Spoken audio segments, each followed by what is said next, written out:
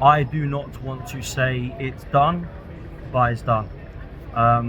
Arsenal aren't winning the title this season, people. I think we knew that anyway.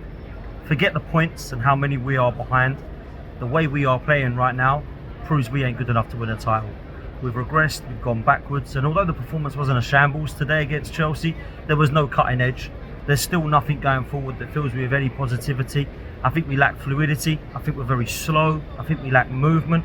I think we actually lack a little bit of pace and power at the moment. And I know that Saka and Martinelli are back and things are looking a lot better than potentially they were. But let's just be real.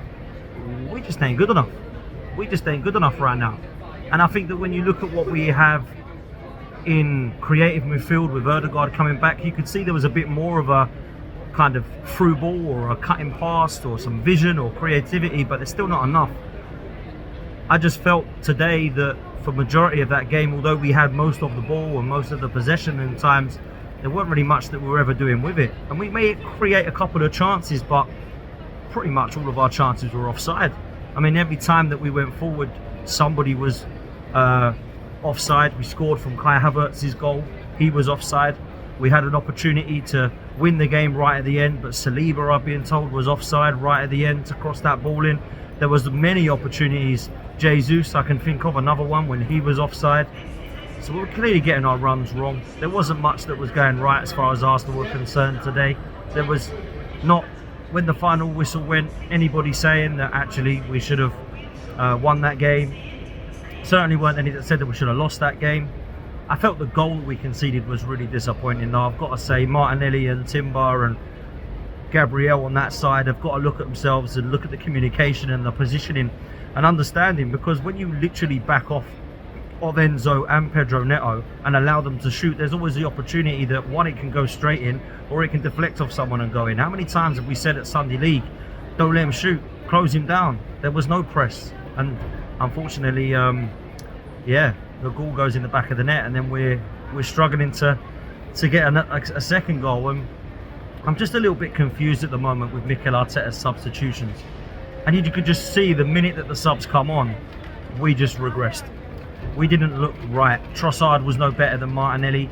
Marino, I still don't understand what this player is. I don't understand what he is. I don't know if he is a defensive midfielder, if he's a box-to-box midfielder, if he's an attack-minded midfielder, if he's somebody who just floats around in the box and waits to get his head on the end of it. I don't quite understand what he is. And I know that's really harsh to say because he's only played a few games, but I need to see more. And you know, like when Julian Timber come in and you thought to yourself, yeah, you can see what this player is. He's a fullback. He's clearly got enough quality. And he's a player that even when he does get used to the league, you can still see a little bit of something that excites you. I don't get that with Marino. I don't look at him and think, do you know what? Yeah, he don't look great, but you can see he's got quality. I don't really see much of an upgrade than a player like Mohamed El Neni from Marino, if I'm honest with you. And people might laugh and think that's harsh, but nah, for me, he ain't looking ready or good enough at the moment. So I can't get excited by him. And then Gabriel Jesus, we now have to have serious concerns about him because Raheem Sterling obviously couldn't come on today. But I'm looking at Gabby Jesus at the moment just thinking, you are just completely lost.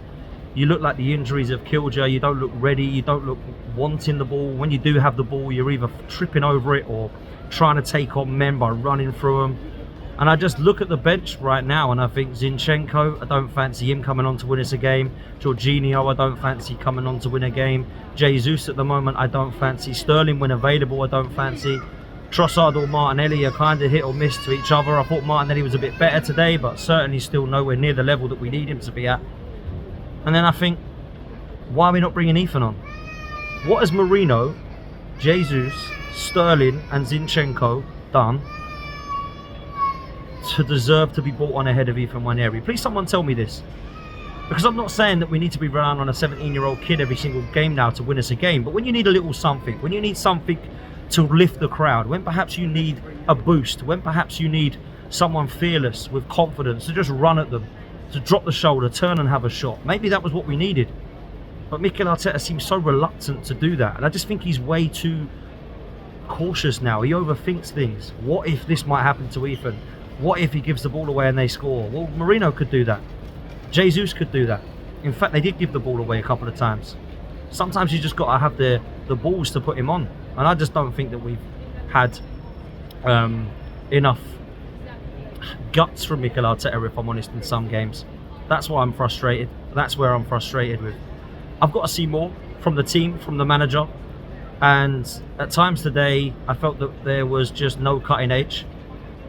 I've got to start talking about Kai Havertz now, because I do believe that although he scored, he got himself booked. He was more interested in showing more passion by getting booked and by rolling around on the floor in front of the referee than he was to actually trying to get us a goal and trying to get in front of it, trying to actually go for headers. That for me was a poor performance from Kai Havertz.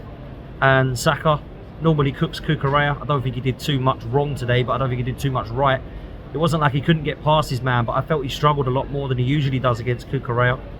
I didn't think Ødegaard was very good in the first half. In fact, I thought at times he was non-existent, but he certainly come into it in the second half. Gabriel Martinelli, fair play for the goal, because he was there, he was in the right space, kept himself onside, and a brilliant near post finish. Maybe Sanchez would think that he might have to do better, but it was good for Martinelli to get a goal because he needs confidence. But then he got taken off. So, look, there's definitely an understanding of why Mikel Arteta and Martinelli are looking at each other right now, and potentially Arteta's thinking we need a bit more. But finally, when he got the confidence, I think he could have taken Havertz or Saka off instead, if I'm honest. But he didn't decide to do that. I will say this: if we want to get anywhere near winning this league, we now have to rely on people to drop points. We now have to rely on City and Liverpool to be worse than us, to drop in more than 3 games, and Arsenal to go on a unbeaten run now from pretty much now to March, April, to have any sort of chance. Will Liverpool and City drop points? Yeah, of course they will. We've seen Man City at the moment, they don't look the same. Liverpool, for me, I don't think at the moment are looking outstanding. They're getting the job done. I don't think I've been impressed by Liverpool once this season where I've gone, wow, they're blitzing teams. They've not looked like Arsenal in 22-23. They've not looked like Arsenal at the back of Dubai when we come back last season. So there is more to this Arsenal side, and there's more to Arne Slot and Liverpool when the pressure gets on. But right now, Liverpool are laughing because everybody around them this weekend have dropped points. Man City, Chelsea, Arsenal, Villa, and Spurs all dropped points this weekend. So other than Fulham, Man United and Newcastle, even Forest dropped points. So right now, I can't sit there and say that the league is completely done mathematically, but certainly when you open your eyes and look at the teams around us, there isn't a lot of quality on show in the Premier League right now. There's a lot of people talking about how it's the best league in the world. I'm not sure that we're showing that. It's definitely the most exciting and the most competitive, but in terms of the actual quality and talent on show, I can't be real and say to you that it's absolutely phenomenal from what I'm seeing. Now, I think there's a long way to go, but Arsenal now 9 points behind Liverpool, and I think 4 behind Manchester City. You think with 11 games gone that there's still plenty of time, but that's never good to be that far behind.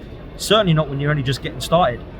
We're over a quarter of the way through now, and right now Liverpool look the best team, and not many other teams are playing better than them after that. There's a lot of teams that are hit and miss. Chelsea, Arsenal, Spurs, City at the moment struggling. Forest and Fulham are happy because of where they are, but let's be real.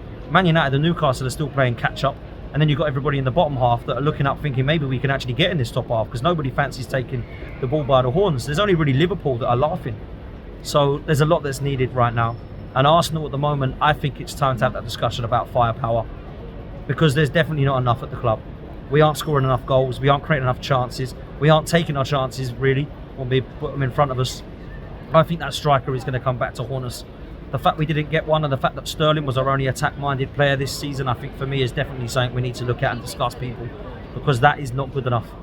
Arsenal right now need a little bit of a break, and I think the international break, maybe they'll look at that now and think that Rice and Saka need that rest.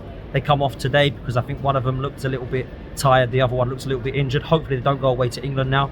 Ødegaard gets back to full fitness, we get the team back, and then we go fire him, because we've got through this period of time and we got through the first period unscathed. We haven't got through this period unscathed. We haven't. We went to Villa, Spurs away, City away. It looked like we were going to come out with something and we didn't. And then we've come through this period and we've been hurt by Bournemouth, Newcastle, and we're dropping points at Chelsea now. Let's be real, there's only really Liverpool at home that I felt like we deserved to kind of drop points there. All the other games, I kind of feel like we could have or could have not. And there's like, is the red card to do with that? Let's just be real, we haven't been playing good enough. A lot of people are making mistakes and excuses, and was it the ref, and was it the injuries, was it the red cards? We just haven't been good enough, and that's simple. As far as I'm concerned, yes, I think the title is done.